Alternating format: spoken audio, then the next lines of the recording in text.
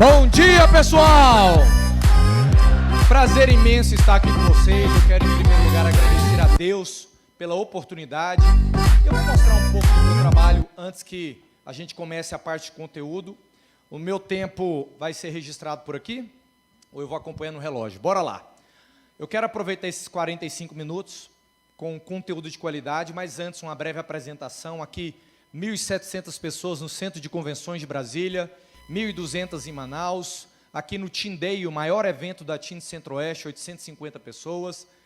Alegrete, Rio Grande do Sul, Jaraguá do Sul, Santa Catarina, Recife, 2.000 pessoas, Belém do Pará, Dourados, Goiânia, Goiás, Arapiraca, Alagoas, Natal, Rio Grande do Norte, Rio de Janeiro, Foz do Iguaçu. E aqui é o trabalho para grandes multinacionais. Eu sou fundador da Times School, Escola de Gestão do Tempo, e na nossa plataforma online nós temos quase 900 alunos em um ano, desde que eu abri para o varejo, mas eu trabalho também com grandes multinacionais, treinamentos específicos para equipes. Aqui é a Emerson Multinacional lá em Sorocaba, São Paulo, aqui Grupo TOTUS em Goiânia, Melita de Café em Bento Gonçalves, equipe de gerentes e diretores de vendas, aqui TOTUS, aqui Boreal Veritas em São Paulo, Croton em Londrina, Comandantes do Corpo de Bombeiros em São Paulo, ok, Volkswagen, ANAC em Salvador. Esse é o nosso trabalho. Bora lá! As nossas palestras têm uma característica, elas unem conteúdo de qualidade com um ambiente bem dinâmico. O conteúdo eu quero garantir, agora a participação eu dependo de vocês. A minha pergunta é, posso contar com a participação de vocês, sim ou não? Três expressões farão parte da nossa palestra. Três expressões farão parte da palestra. Vamos criar uma sintonia entre nós. Primeira expressão, todo mundo diga comigo bem alto. É para acabar. Mais alto, é para acabar? Segunda expressão, diga comigo, sucatinha. Diga, sucatinha. Pergunta para o seu colega do lado, você conhece um sucatinha? Agora pergunte para ele, você é um sucatinha? Diga comigo, é para acabar. E a terceira expressão, quando eu fizer esse movimento de baixo para cima, vocês vão falar um nossa bem alto e esticado. Vamos lá? Nossa! Diga para o teu colega do lado, parabéns, sucatinha. Foi o melhor nossa que eu já ouvi. Uma salva de palmas para vocês. Bora lá! Eu quero começar fazendo 3 perguntas para saber se vocês deveriam estar nessa palestra. Primeira pergunta, alguém aqui já disse alguma vez no começo do dia, eu tenho tanta coisa para fazer, que eu nem sei por onde começar? Diga, é para acabar. Segunda pergunta, alguém já terminou o dia dizendo, parece que eu fiz 1 milhão de coisas, mas a minha lista copulou e aumentou? Pergunta para o seu colega do lado, e aí, sucatinha? E a terceira pergunta, alguém aqui já falou alguma vez, eu estou na correria? Eu estou na correria se tornou a desculpa mais socialmente aceita de todos os tempos, para nós justificarmos a quebra dos nossos acordos e compromissos. Eu tenho um grupo aqui no WhatsApp que eu criei, só de prestadores de serviço, utilizando essa narrativa para justificar por que não fizeram aquilo que acordaram comigo. Bora lá. Ô, Rafael, vou responder só agora porque eu tô numa correria gigante essa semana. Na verdade, essa semana outra, assim como você também. Oi, Rafael, tudo bom? Eu vou te responder só agora porque eu tô numa correria gigante essa semana. Bom dia, pessoal, tudo bem? Ontem eu comecei a falar com vocês e parei, é porque tô numa correria aqui danada. Oi, Rafael, tudo bom? Rafael, eu tô em débito contigo, né? Falei que ia te dar uma atenção na segunda-feira, mas eu acabei, cara, ficando muito corrido essa semana. Bom dia, Rafael, tudo bem? Desculpa eu não te dar o retorno ontem, que foi uma correria. Ô, Xará, bom dia, como é que você tá? Não, só para ligar para te dar uma satisfação, ainda não consegui, cara, levar o carro lá. Acredita, aconteceu umas coisas de correria, sabe? Fiquei sem tempo. Ok.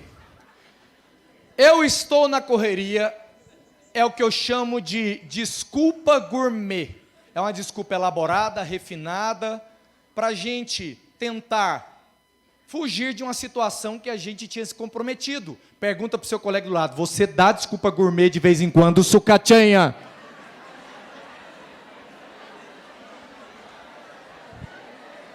Bom,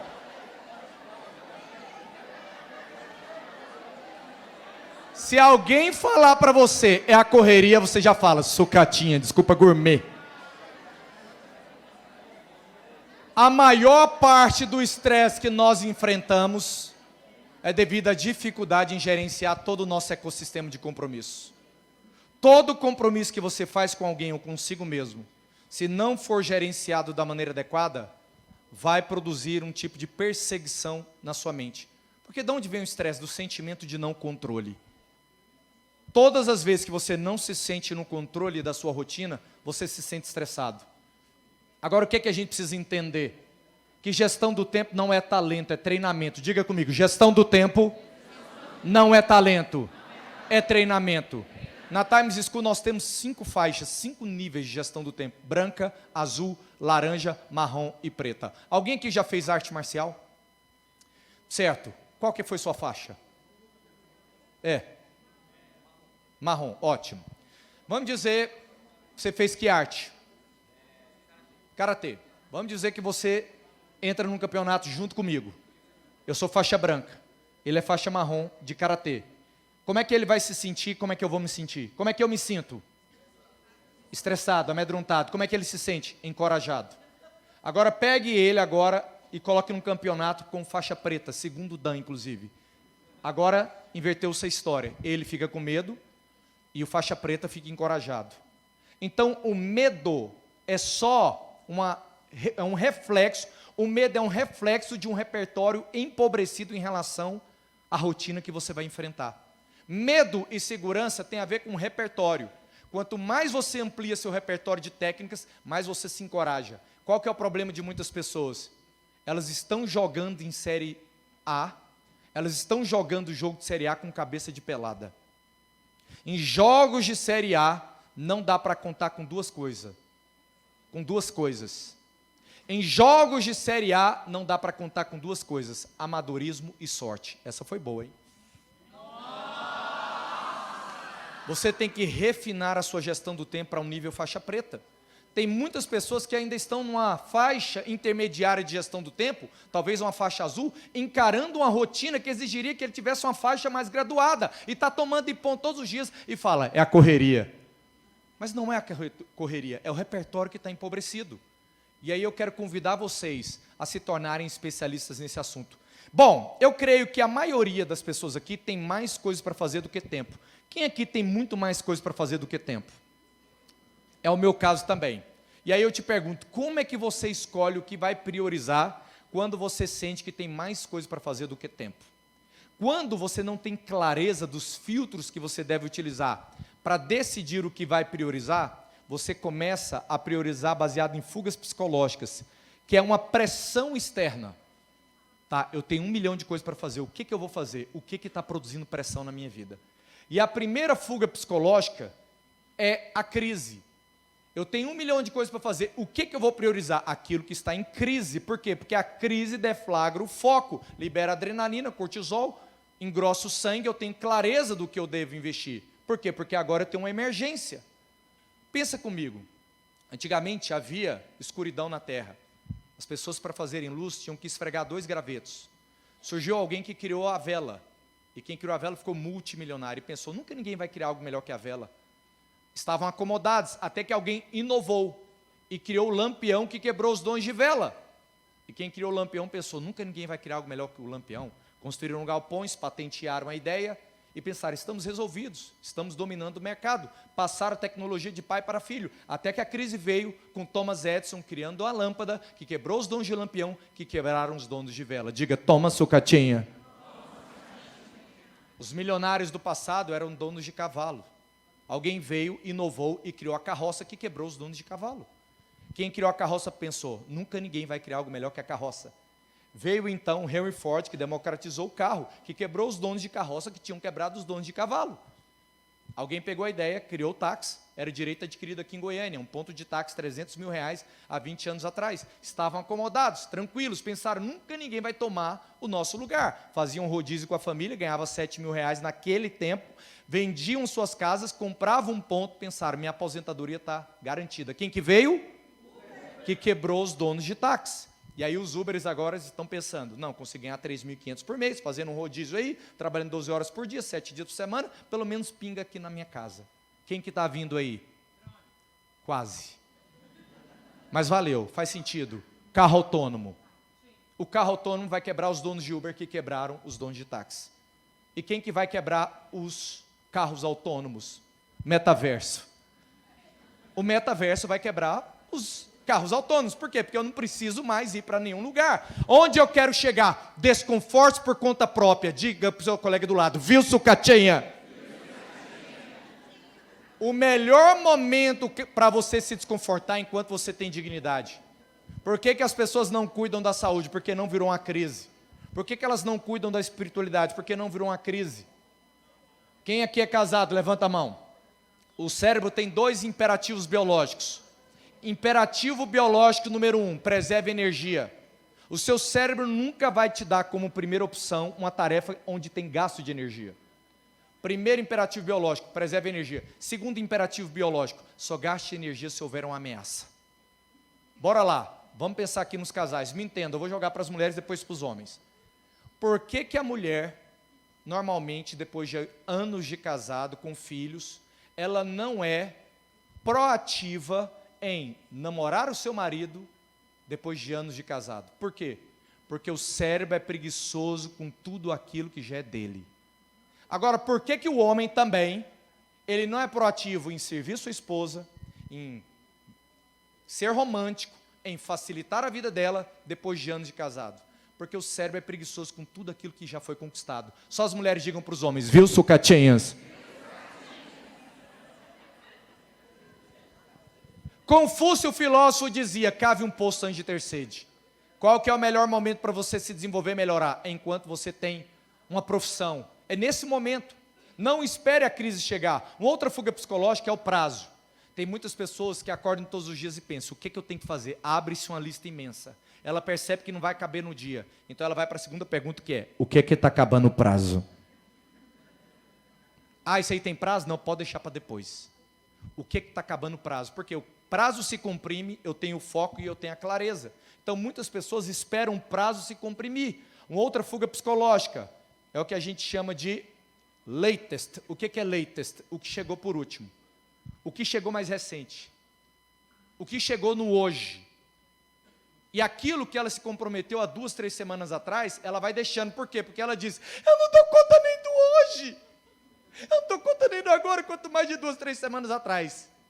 Então, eu vou resolver o que está chegando agora, os últimos e-mails, as últimas mensagens, as últimas solicitações. Por quê? Se alguma coisa lá de trás foi importante, complete a frase. Alguém vai?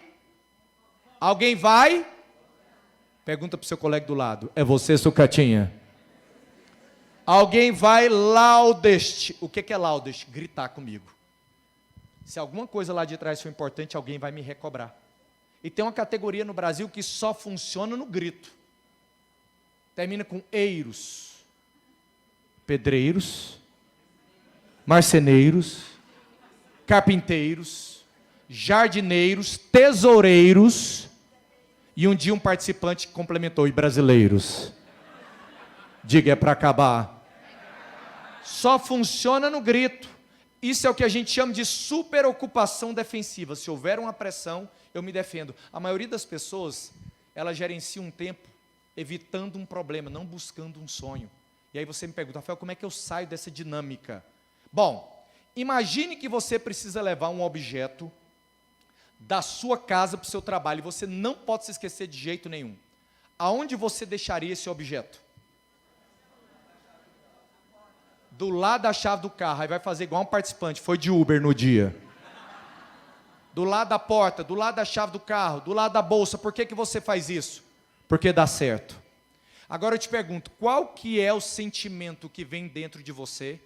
Qual que é o sentimento que vem dentro de você quando você adota essa estratégia de colocar um objeto em um lugar estratégico, qual que é o sentimento que surge? Segurança, o que mais? Controle, paz, tranquilidade. Mas você nem concluiu a tarefa e você já está tranquilo, sim ou não? Por quê? Porque a paz está no plano que você cria. Essa foi boa, gente. Eu vi que vocês demoraram uns 3 segundos para pegar o negócio. Vamos lá. A paz está no plano. Houve uma psicóloga russa chamada Bluma Zygarnik, que ela viveu há décadas atrás. E ela se perguntava por que a mente não dá folga? Por que a mente fica o tempo inteiro sendo tumultuada por pensamentos? E ela descobriu que cada tarefa em aberto, não fechada, produz um tipo de ruído na sua mente. Então, quanto mais tarefas em aberto, mais a sua mente produz ruído. Então, Bluma Zygarnik criou a lei de Zygarnik, que dizia o seguinte: para você ter uma mente menos tumultuada, execute muitas tarefas e depois gerencie o basal de tarefas para elas não aumentarem. Aí sua mente fica mais tranquila, e é verdade. Mas no mundo de hoje, o calibre de entrada de tarefas é muito maior do que capacidade de execução. É impossível você fazer mais tarefas do que entra mais tarefas. E a neurociência se desenvolveu e entendeu que a mente tranquila, a nossa mente ela é tumultuada, a neurociência diz que a nossa mente é tumultuada não é porque a gente tem muita coisa para fazer, é porque a gente tem muita coisa para fazer sem um plano. Então a paz está no plano. Qual é o plano que você tem para o seu dia? Um dia eu perguntei para um corretor, qual que é o plano do dia? Ele respondeu assim para mim, meu plano é esse aqui, ó. Seja o que Deus quiser. Diga, é para acabar. Diga, sucatinha. Rafael, me dá aí alguns passos claros. Vou te dar 5 passos para você se tornar um gestor do tempo. Eu tenho que gerenciar aqui meu tempo. Bora lá. Primeiro, registrar. Diga, registrar. A primeira coisa que você precisa fazer é tornar tudo físico e visível. Jamais gerenciar nenhuma pendência pela cabeça. A sua mente ela é um péssimo escritório.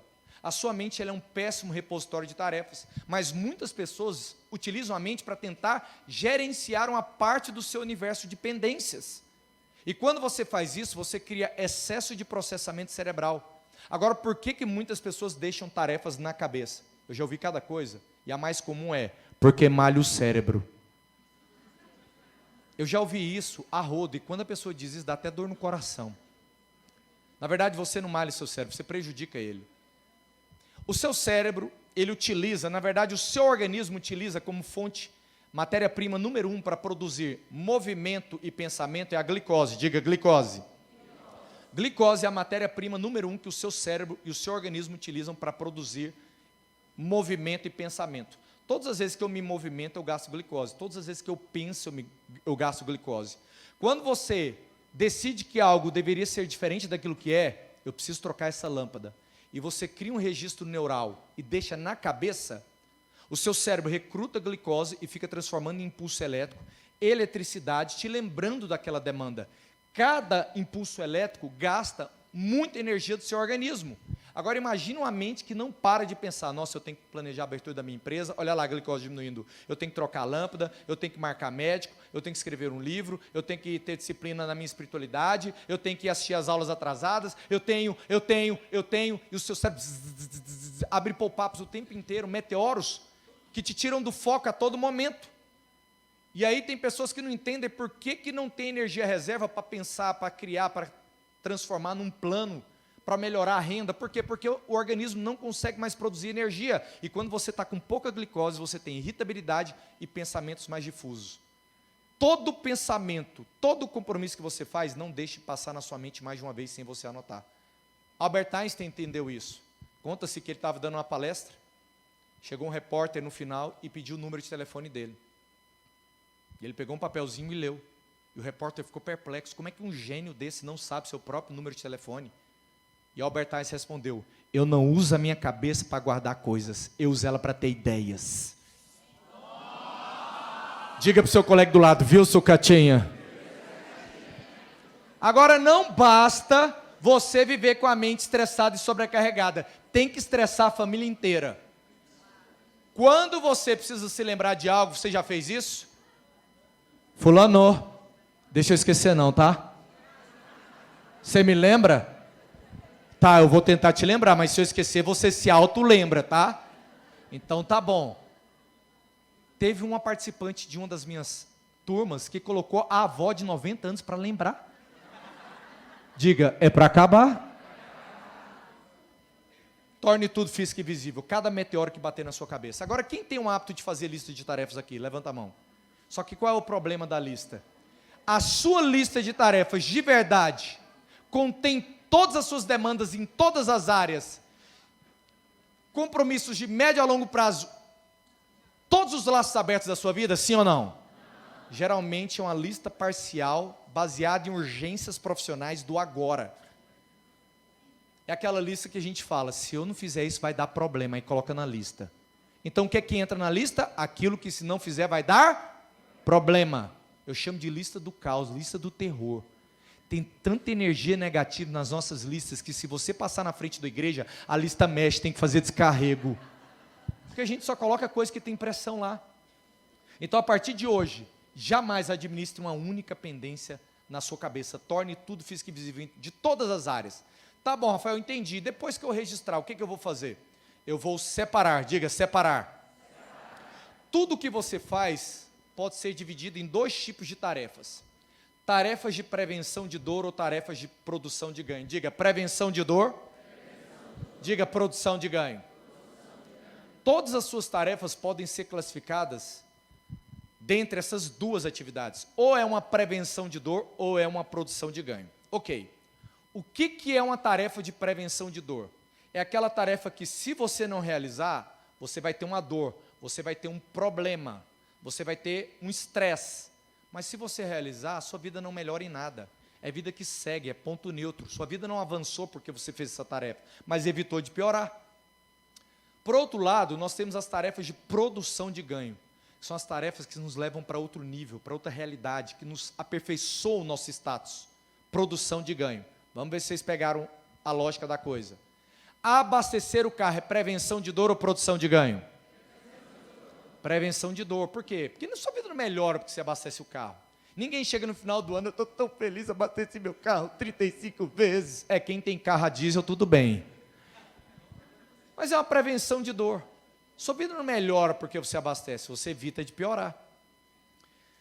Vamos lá, participar do Urbs Inova. Prevenção de dor ou produção de ganho? Será, gente? Ou você veio por obrigação? Você perguntou para o teu chefe, é obrigação esse negócio?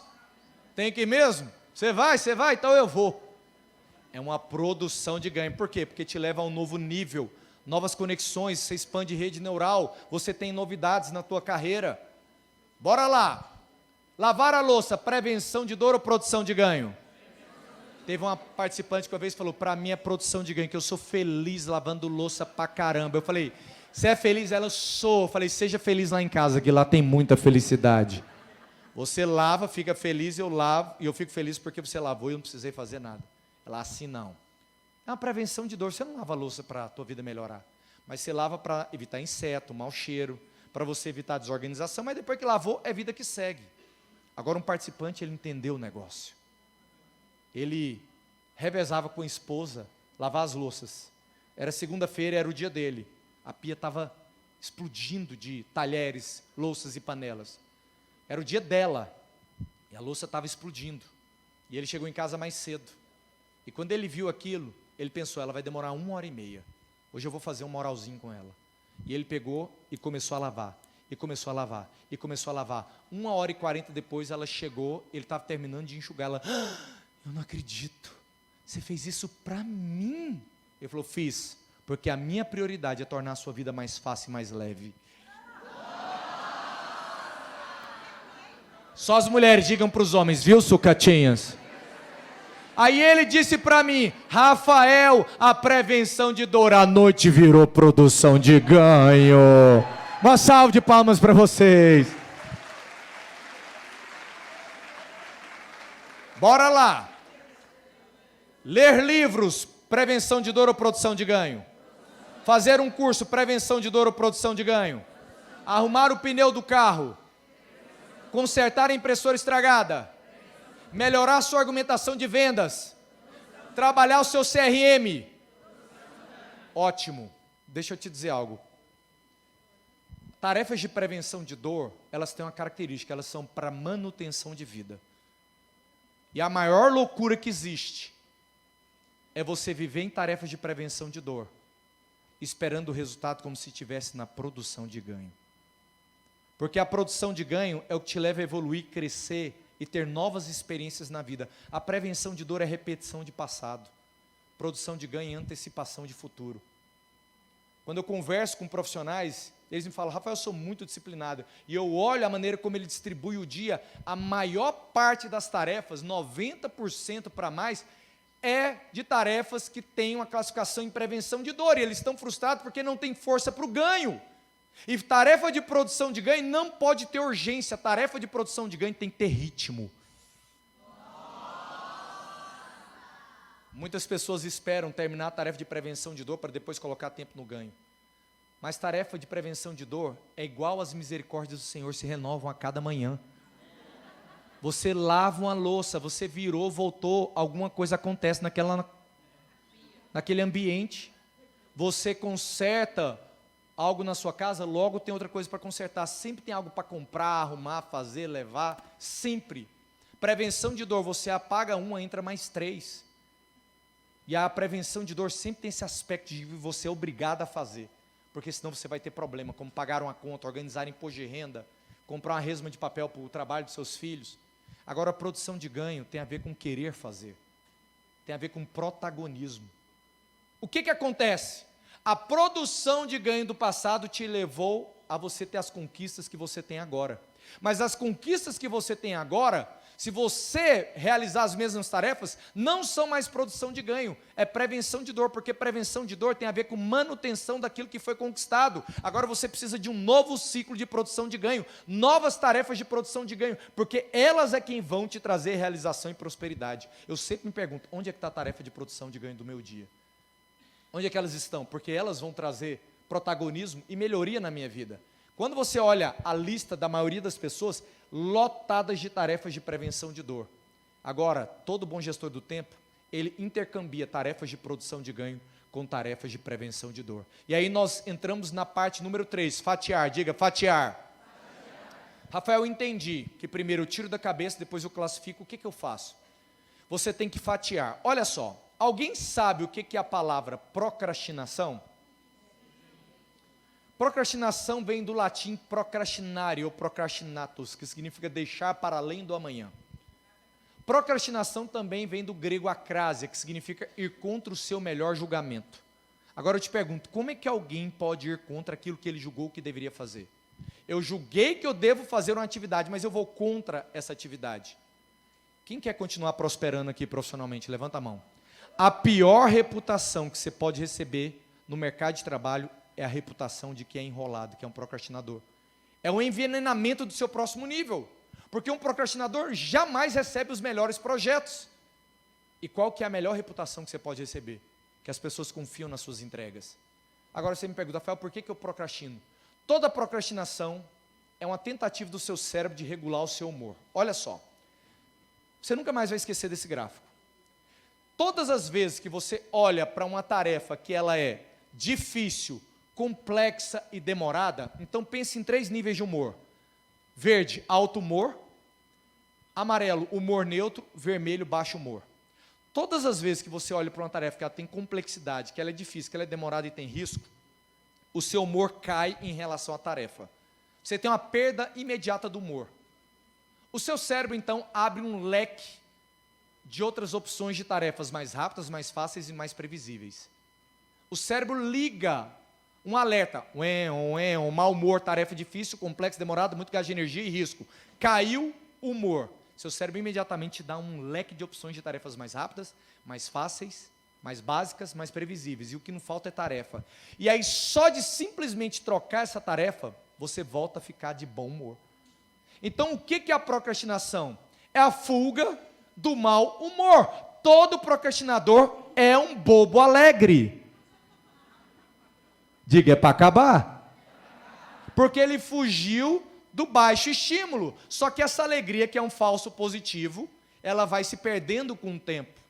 E logo você volta a ficar no humor neutro. E lá na frente o que é que vem?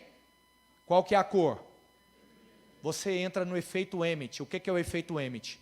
O seu cérebro gasta mais tempo e energia pensando em tudo aquilo que você não fez, do que o tempo e energia que você gastaria fazendo a própria atividade. Seu cérebro não te dá folga, ele não te dá paz. Aí você me pergunta, Rafael, o que eu faço então? Vou te mostrar agora o fluxo do produtivo. A produtividade vem da palavra prosperidade. Toda pessoa produtiva, ela pensa na tarefa. A tarefa é complexa, difícil, demorada e tem risco. Igual o improdutivo, ele tem uma perda do humor. Ele tem um mau humor relacionado à tarefa. Ele tem um desejo de fuga. O cérebro imediatamente abre um leque de outras tarefas mais rápidas, mais fáceis e mais básicas. Só que ele sabe que isso é uma distorção cognitiva. Então, qual é a cor que vocês acham desse segundo bloco? Vermelho novamente. Toda pessoa produtiva, ela encara a perda do humor, porque sabe que aqui é onde está a prosperidade. E aí você me pergunta, Rafael, qual que é a função? Cadê os supervisores, gerentes e diretores aqui da URBS? Qual que é a função da sua liderança? Que até hoje você não percebeu. Te levar para esse segundo quadrado. Diga, é para acabar. E é por isso que você tem tanta raiva deles. Mas é aqui que está a sua prosperidade. É nesse ambiente onde você melhora de vida. É nesse ambiente onde sua família melhora de condições. É no ambiente do baixo humor. Só que esse mau humor que você enfrenta, logo, ele vai saindo e você vai tendo uma recuperação do humor ao realizar a tarefa. E mais na frente, você tem aquilo que eu chamo de desfrute. Pensa na Bíblia, vamos pensar aqui na Bíblia.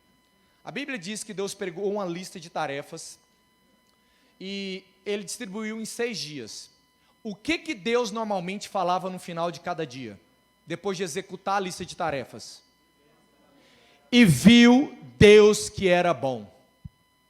Deus executava a lista de tarefas dele, olhava para o que tinha realizado no dia, e a Bíblia diz que Deus ficava orgulhoso daquilo que tinha feito, e viu Deus que era bom. Então, o desfrute é uma recompensa de um dia bem executado. Todo o resultado que você quer alcançar na sua vida é a soma de hojes bem gerenciados, que somados viram semanas bem gerenciadas, que viram meses bem gerenciados, que te levam à prosperidade. Você tem que terminar o seu dia com orgulho. E aí, depois que você faz o que deveria ter feito, depois que você entra nesse desconforto, você tem esse ambiente de desfrute emocional ao final do dia. Sabe qual é o nosso problema, pessoal? Nosso problema é que a gente quer ser feliz o tempo inteiro. Isso se chama hedonismo, é o culto ao prazer, a pessoa não consegue lidar com o desconforto. E às vezes a sua melhor decisão produtiva, ela não vai ter o engajamento das suas emoções o tempo todo. Às vezes a melhor decisão sobre o que fazer vai ser paradoxal ao seu bem-estar imediato.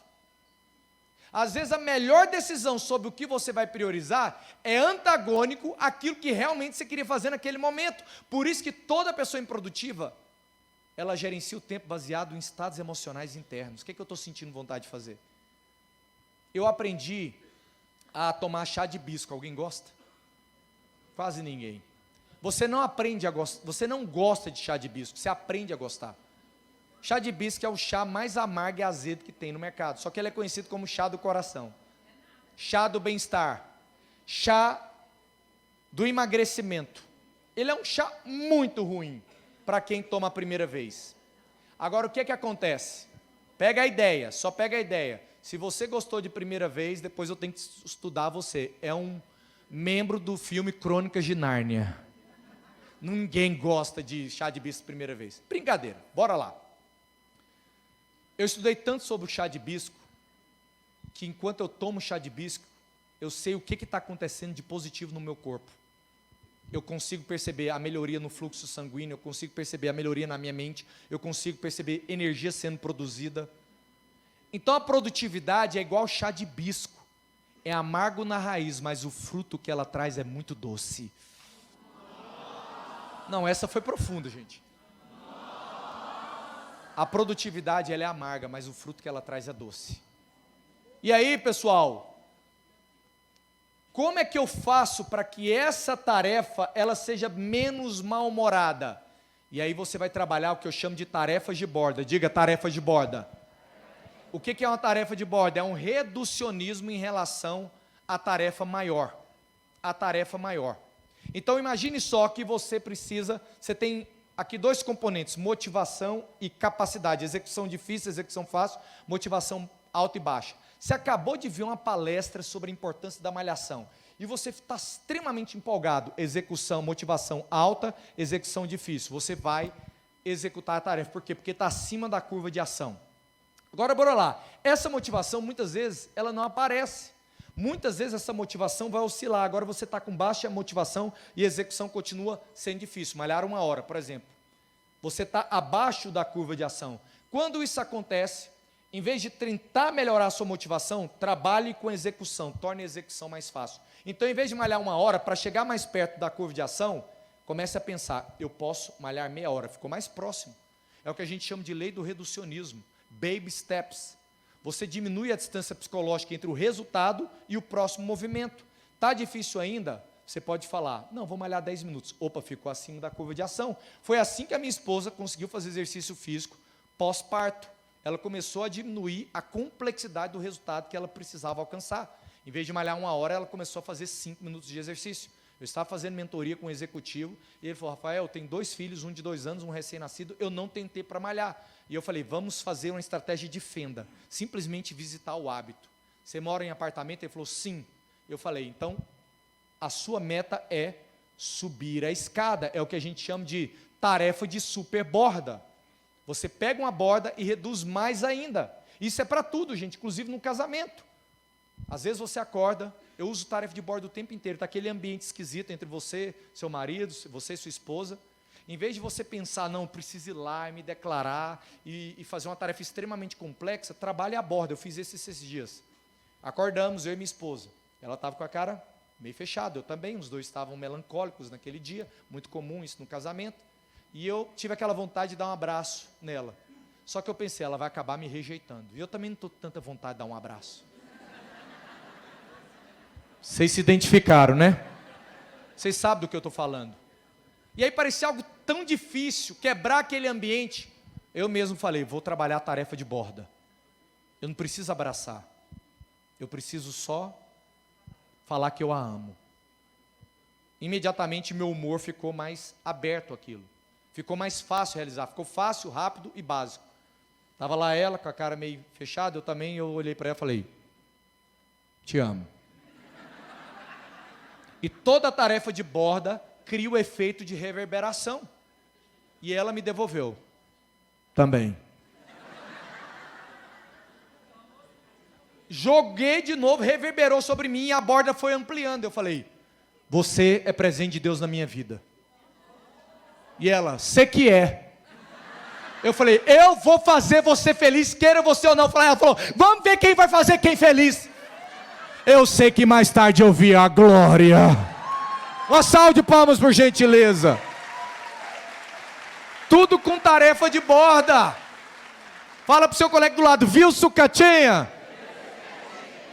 E nós finalizamos falando, depois que eu fatio, eu vou organizar. O que é organizar, gente? É trabalhar em listas. Aqui é o meu sistema de organização. Isso, você me pergunta, Rafael, você é uma pessoa disciplinada? Eu não tenho disciplina nenhuma. Ótimo, está ótimo esse tempo para mim. Rafael, você é uma pessoa disciplinada? Eu falo de jeito nenhum, eu sou uma pessoa estruturada. Disciplina é para os fracos. É lógico que eu falo isso exagerando.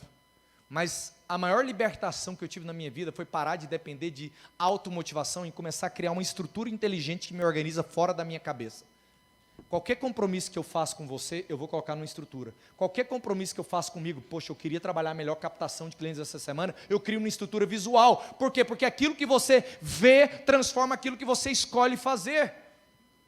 85% dos seus processamentos cerebrais começam através do que você olha.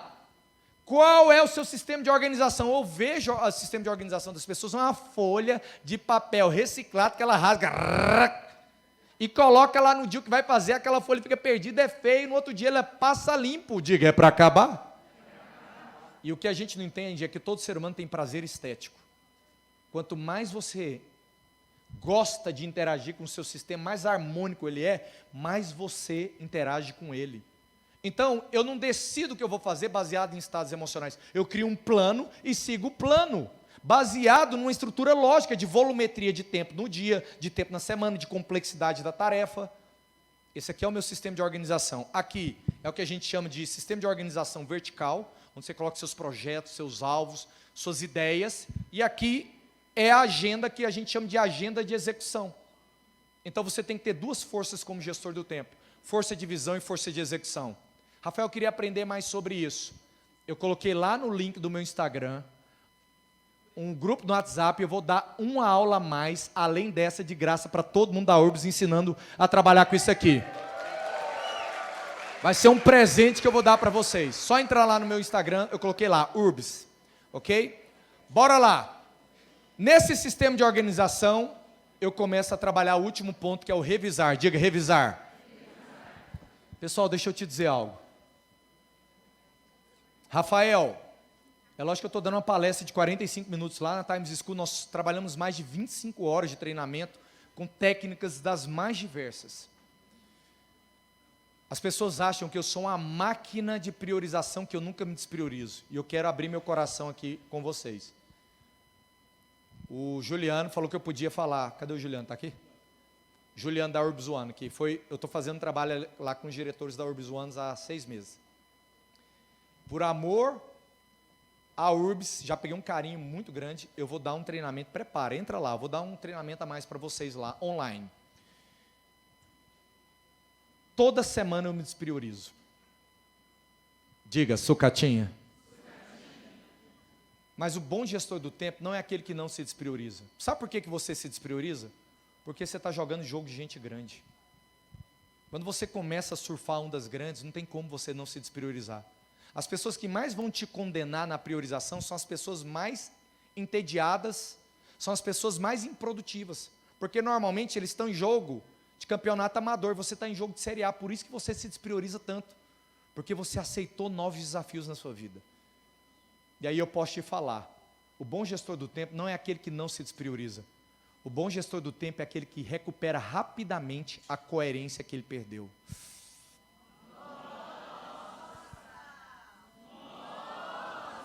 Todo bom gestor do tempo ele tem que ter uma capacidade de recuperação rápida da coerência que ele perdeu. Eu perco a minha coerência constantemente, por isso que eu faço 2 tipos de revisão. A revisão do dia e a revisão da semana.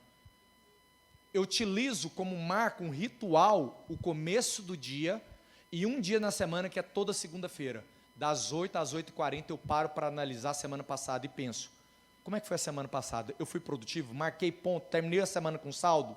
Não, sim, o que eu vou fazer essa semana? É o que a gente chama de previsibilidade produtiva. Antes de você começar a executar, você pensa, você cria raciocínios inéditos. É o que a gente chama de neurogênese. Eu não vou sair fazendo coisas, eu vou pensar, vou criar uma lógica, vou criar um plano, porque a paz está no plano. E aí eu falo, com relação aos meus projetos de captação de novos clientes, qual que é a lógica que eu vou criar nessa semana? Com relação a melhoria de habilidades na minha vida, qual que é o plano para essa semana? Com relação aos resultados que eu tenho que alcançar daqui a 1, 2 meses, qual é o plano para essa semana, para criar um saldo positivo, para acrescentar as 2, 3 próximas semanas que vem, para alcançar o resultado que eu preciso? E eu vou criando uma lógica. Nosso problema é que a gente não para pensar. A gente sai fazendo coisa na loucura. E pressa é um sinal de incompetência. E velocidade é um sinal de perícia. Pressa é sinal de incompetência. Velocidade é sinal de perícia. Então, olha só. Nesse revisar, nosso tempo já terminou, vou mostrar só um ponto aqui com vocês. Eu reviso tudo.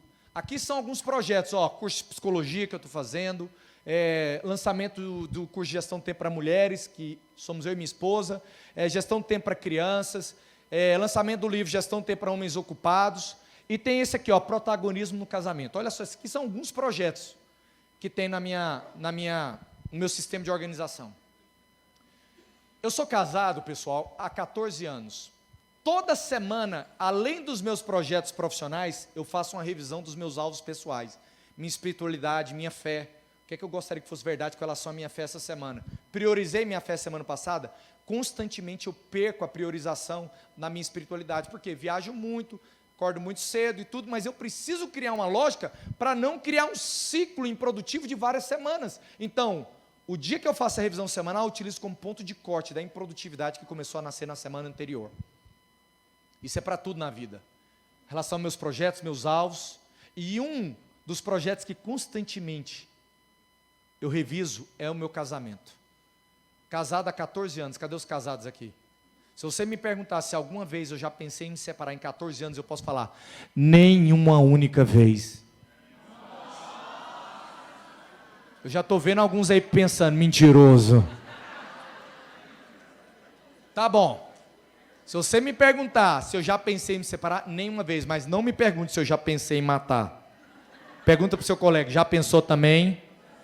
Minha esposa, inclusive, ela diz, eu já pensei com tortura. Ela só não executou porque ela não anotou e não criou um plano. Aí ela esqueceu. Um dia desses, eu estava planejando a minha semana, e eu visitando todos os meus projetos, todos os meus alvos, e criando uma lógica, uma aparência para a minha semana. Porque antes de começar, eu já tenho uma ideia de como é que eu vou terminar a semana. E eu fui visitando todos os projetos, e eu entrei nesse projeto, protagonismo no casamento. Eu pensei, como é que foi isso semana passada? Semana passada foi rotina. Falei, o que eu posso fazer semana que vem, ou essa semana, para sair da rotina?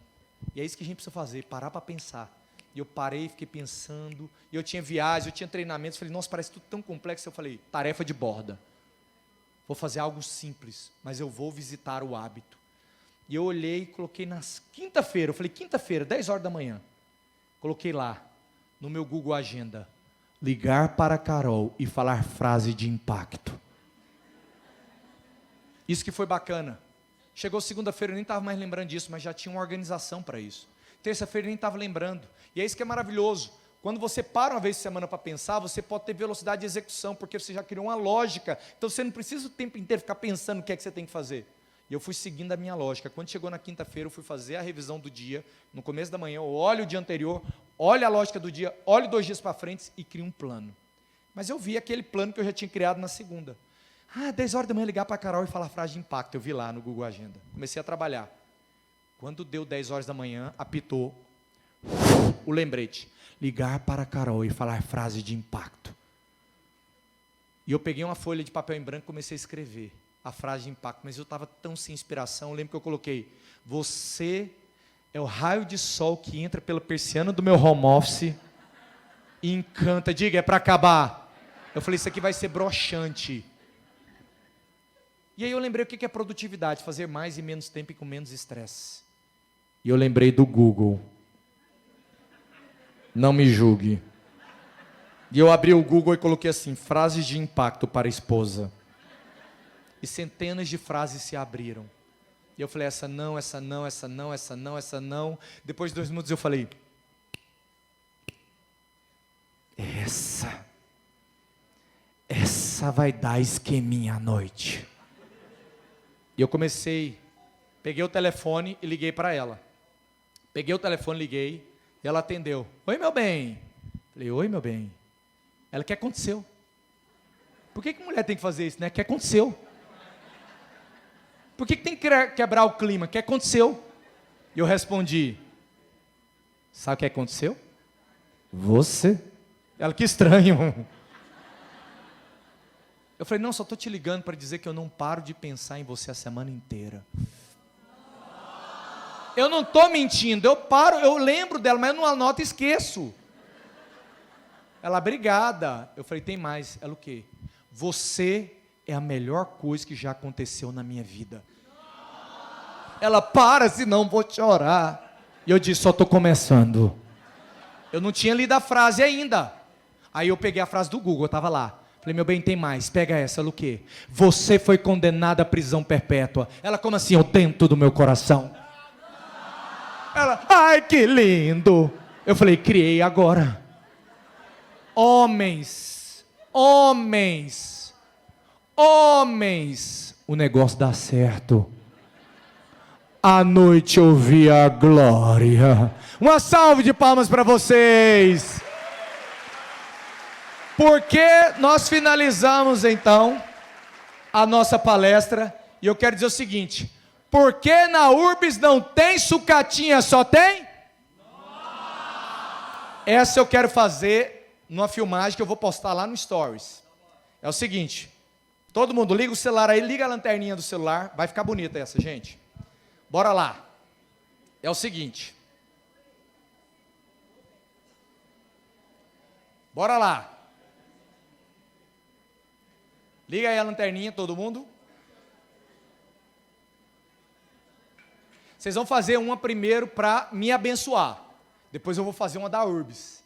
Então vocês vão fazer o seguinte, ó. Eu vou falar, olha, estou aqui com o pessoal da Urbis, a imobiliária mais fantástica desse Brasil, e eles têm um recado para vocês. Aí vocês vão falar, vem para Times School. Aí eu vou falar, vem para Times School. Aí vocês começam a bater palma e gritar, e tem que ser com show, gente. Vamos lá. E aí, pessoal, Centro de Convenções, eu estou aqui com os campeões da Urbis, a maior e a melhor corretora, com os melhores corretores desse Brasil. E eles têm um recado para vocês. Bora para Times School! Boa, agora vamos fazer para a Urbis. Cadê algum dos líderes aqui, diretores que quer vir aqui para cima fazer essa filmagem? Algum aqui? Quem que é? Quem? Ricardo, cadê o Ricardo? Ricardo está aqui? Então bora.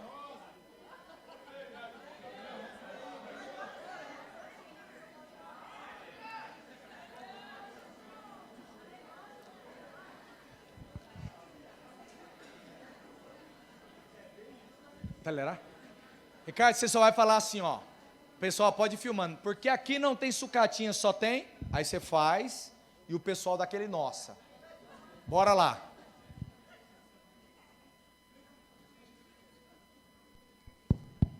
Rapaz, pra você pôr no teu repertório aí, tô até rouco, olha o que vocês fizeram. Você sabe que a cada 6 meses eu tenho na minha agenda, agora eu vou ter que revelar, né? Minha esposa trabalha aqui com a gente, está ali há 30 anos casado, cadê ela aqui? Saiu? 30 anos. E ela agora ferrou, vou ter que inventar uma próxima para os próximos perder de vista, mas eu a cada 6 meses, mas tem que ser do nada, estamos aqui de boa, conversando, pô, mas você deu uma emagrecida? E, ó,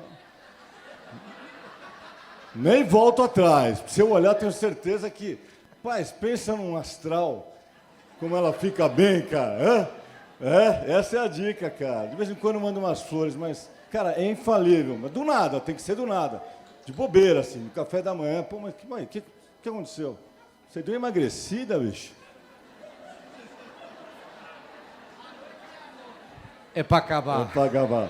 Vamos lá, o que é que eu tenho que fazer aqui? O que é? Você vai falar, aqui na Urbis não tem sucatinha, só tem. E aí vocês vão dar o maior nossa que vocês já deram até hoje. Vamos lá. Já tá fumando? Como é que é a parada aí? É? Aqui na Urbis não tem sucatinha!